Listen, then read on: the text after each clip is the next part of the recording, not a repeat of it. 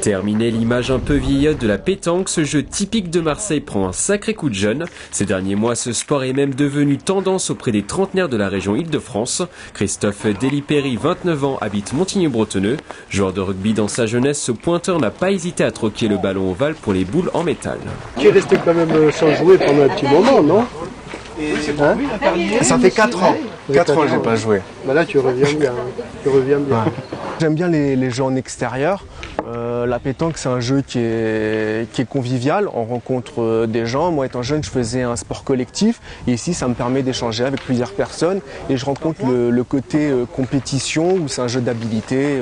Donc, il y a ce côté compétition que j'aime bien dans la pétanque.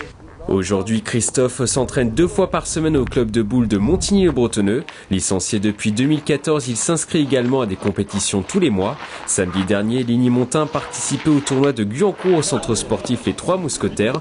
Une compétition où la moyenne d'âge dépasse la cinquantaine, mais sa passion pour la pétanque efface tous les clichés.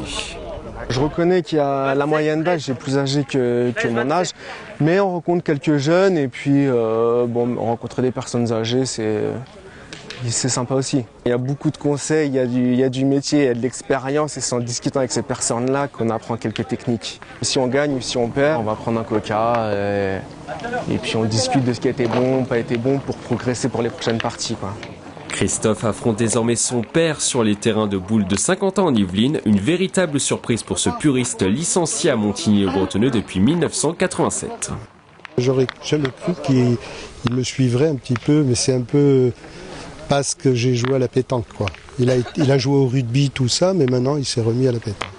Éliminé en quart de finale en doublette ce samedi à Guyancourt, il devra encore peaufiner son geste pour se mettre au niveau des anciens.